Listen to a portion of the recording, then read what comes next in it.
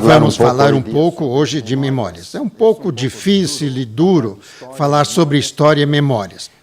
Perguntam muito sobre a história da cibernética social, como nasceu.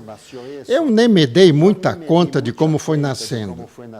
Depois, recapitulando, fui dando-me conta a que ponto eu havia chegado e em que momento da história. O contexto principal é o dos anos 60.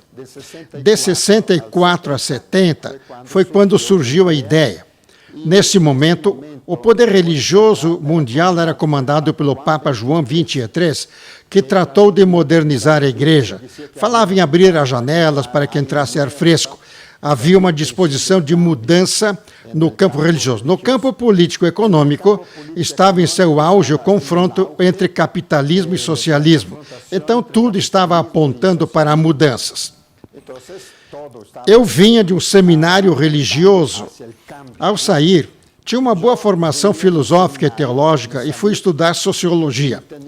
Tinha terminado o curso de literatura que não me serviu muito e me dediquei à sociologia com um professor muito importante que me marcou muito, o professor Antônio Rubo Miller. Ele era decano da pós-graduação na Faculdade Escola de Sociologia e Política de São Paulo, que era o Instituto da Universidade de São Paulo. Como seu aluno, aprendi o que eram ferramentas de análise social. E a principal ferramenta se chama Teoria da Organização Humana, mais conhecida popularmente como Teoria dos 14 subsistemas de qualquer sistema social.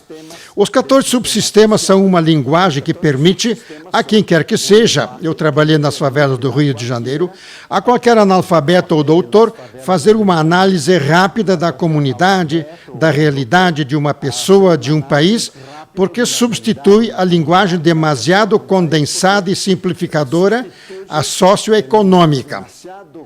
O socioeconômico está aqui desdobrado em 14 áreas que chamamos 14 subsistemas. Uma comunidade, uma pessoa, um todo, são sistemas e tem suas 14 áreas por onde circulam sua vida, seus interesses, sua energia. Se chamam 14 subsistemas.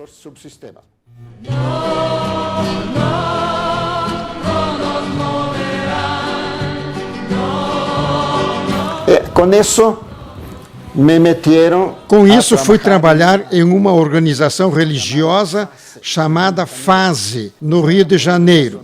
Eu estava muito relacionado com o mundo religioso e muito apaixonado pelo cristianismo, ainda que não pelas instituições que o promovem. Porque as instituições são muito difíceis, são muito problemáticas. Mas pelo cristianismo, sim, eu estava apaixonado pela doutrina do cristianismo, primitivo e original. E ao sair do seminário, me meti no marxismo. Por quê? Porque eu também estava num ambiente que clamava por mudanças.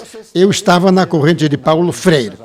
No Rio de Janeiro, havia uma organização chamada FASE, comandada por um sacerdote americano, Padre Lysing, que também me marcou muito, porque, embora sendo americano, era um sacerdote renovador, ele sabia que a igreja necessitava de tecnologia, metodologia e modernização.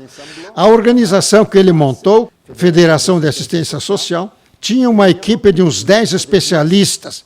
Havia sociólogo, antropólogo, nutricionista, enfermeira, advogado, economista, agrônomo, e outros que trabalhavam para as dioceses, para modernizá-las, para levar-lhes planejamento, dinamizar as paróquias. Era a época das chamadas comunidades eclesiais de base. Eu comecei a trabalhar na FASE em 1966, depois de obter meu mestrado na Escola de Sociologia e Política de São Paulo, com o professor Antônio Rubo Miller. Aí dediquei-me a desenvolver um método de trabalho com as comunidades, porque se tratava de mudança social. As comunidades tinham que aprender autocondução ou autogovernar-se, o que eu chamei de cibernética, que vem de gubernética. Estávamos em ditaduras por toda a América Latina. Estávamos com ditaduras porque o capitalismo se defendia com as armas militares e o socialismo tratava de fazer mudança religiosa ou mental, ou pelo Partido Comunista. Eu nunca fui do Partido Comunista, nunca me filiei a nenhum partido, porque eu já não acreditava neles desde aquela época. Eu comecei com isso porque no ano 1966, quando fui trabalhar na FASE, decretaram o exílio de um dos meus mestres, que era Paulo Freire. Eu fiquei surpreso porque como vamos expulsar um cara que, como Jesus Cristo, não fazia mal a ninguém, só fazia o bem para as pessoas? Paulo Freire fazia muito mal à elite brasileira, porque ensinava conscientização nas escolas, nos clubes populares de cultura. Eu vim a entender isso muito mais tarde. Quando o expulsaram, eu desconfiei. O que estará acontecendo? Alguma conspiração? Algum plano universal de limpar, de expurgar os ideólogos, os educadores, os militantes, os lutadores, os trabalhadores sociais das comunidades que têm alguma oposição ao capitalismo? Então, eu entendi que o marxismo estava derrotado pelas armas, não pelas ideias ou por ideais de justiça. Foi pelas armas, porque as elites usam as armas. As elites não têm compaixão de ninguém que esteja contra elas. Jesus Cristo foi um exemplo, Paulo Freire foi outro, Sócrates outro, e muitos outros, muitíssimos. Também Luther King. Enfim, coisas assim.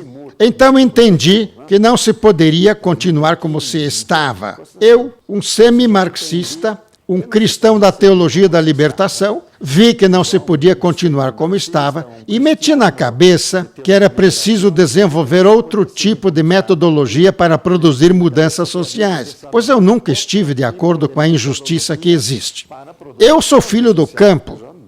Meu pai era carpinteiro, minha mãe agricultora camponesa. Eu conheço muito bem a miséria em que vive a gente do campo e das periferias urbanas que eu conheci desde criança. Com isso, eu nunca me conformei. Mais tarde vim a entender por que e como a pobreza e a miséria são produzidas por determinado sistema de ideias e de organizações sociais. Então eu me convenci que podia contribuir criando uma nova teoria, uma nova proposta que não tivesse nada a ver com o marxismo nem com o capitalismo. Desde então, nos anos 1966, eu sabia que, pessoalmente, eu era um pós-capitalista, um pós-marxista ou socialista. Naquela ocasião, eu considerava o cristianismo como uma renovada esperança. Eu não me havia dado conta da opressão que vinha das instituições religiosas, nem pela doutrina cristã. Depois, quando descobri isso, tornei-me também pós-eclesial. Descobri que as instituições religiosas estavam usando mal o poder que tinham, a doutrina religiosa cristã, ou budista, ou qualquer outra.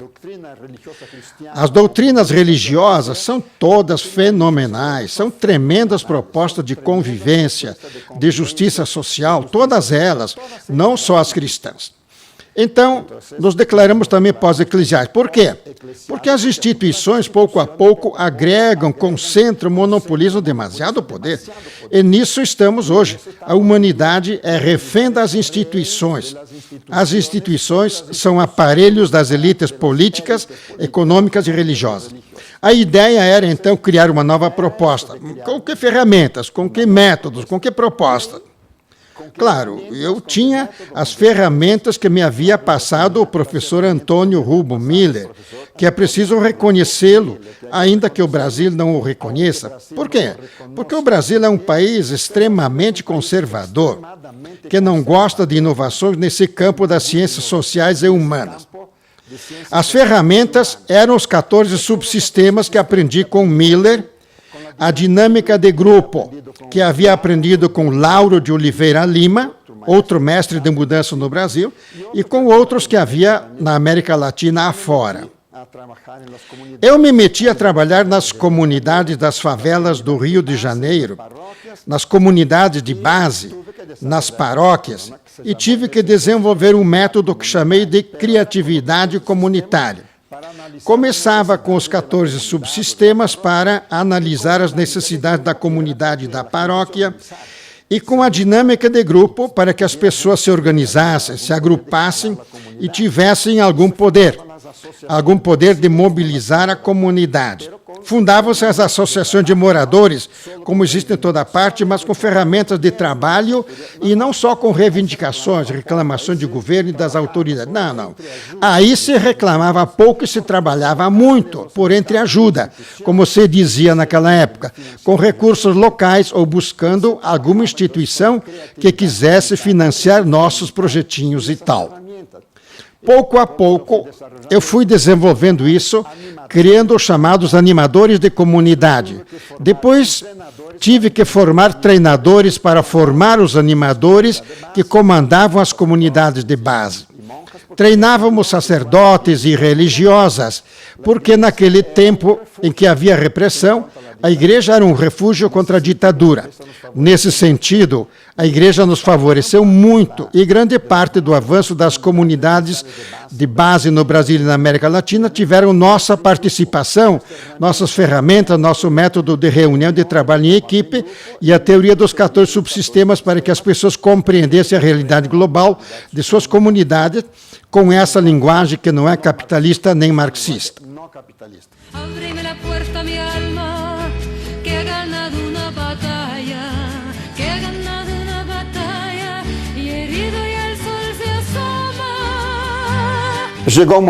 Chegou um momento em que, pelo avanço dos trabalhos, criou-se um choque com a autoridade eclesiástica, porque as pessoas aprendiam a tornar-se autônomas, não que fossem anarquistas, mas conquistavam um pouco mais de autonomia dentro da paróquia e tomavam decisões.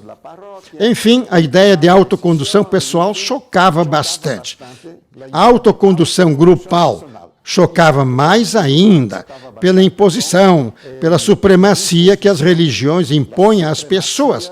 Com isso, nos fecharam as portas. Mas, mesmo assim, continuamos trabalhando. Seguimos trabalhando em escolas, nas universidades, em cooperativismo e por outros lados. Com isso, ia se desenvolvendo mais a teoria. Trabalhei até 1977 para tirar o meu doutorado na mesma escola Fundação de Sociologia Política de São Paulo, tratando de consolidar e validar a teoria, e fui agregando outros elementos além dos 14 subsistemas e da dinâmica de grupo. Acrescentou-se a dinâmica individual, depois de acrescentar os processos de comunicação. Como podem perceber, não estou falando em pedagogia, em sociologia, em política, em filosofia.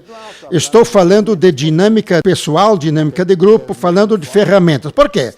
Porque a nossa abordagem está tratando de reintegrar os conhecimentos de todas as áreas específicas das ciências sociais e humanas. Só para enumerar algumas: antropologia, psicologia, comunicação, pedagogia, teologia, direito, filosofia, economia, história, etc. Essas disciplinas são as chamadas ciências sociais e humanas. Nós queríamos apagar os nomes para fundir todos os conhecimentos em um único corpo, chamado cibernética social, que é a realização do ideal de interdisciplinaridade, ou transdisciplinaridade, ou melhor ainda, supradisciplinaridade. Cada foco do todo se toma como um eixo, e o denominamos dinâmica disso, dinâmica daquilo. Com isso, nos afastamos do problema da fragmentação e da compartimentalização das disciplinas das ciências sociais e humanas e criamos um novo corpus com a ideia de que o ser humano e a vida não se podem fragmentar ou fatiar em pedagogia, sociologia, psicologia, antropologia. Não se pode retalhar assim. Isso é um equívoco. E é tamanho o equívoco que as ciências sociais separadas são um fracasso. Pedagogia sozinha é um fracasso. Psicologia sozinha é um fracasso. Estamos cada vez mais loucos. A sociologia sozinha é um fracasso. Não há convivência. A política sozinha é um fracasso. Há muito mais corrupção que comando do bem comum. E assim vai. No ano 1973, me convenceram os companheiros que era preciso viajar pela América Latina, país por país. Por quê? Porque estamos no mesmo barco. A América Latina e os latinos da América do Norte e Canadá temos a mesma origem cultural ibérica, hispânica e portuguesa. E temos mais ou menos os mesmos defeitos, as mesmas carências. Então, como nos encontramos no mesmo barco, saímos a caminhar pelas Américas, que chamamos Indo-América. Começamos então os grupos. Começamos por Argentina. Os primeiros contatos eram sempre religiosos e depois acadêmicos e universitários. Daí partimos para o Peru, onde se fundou um bom grupo.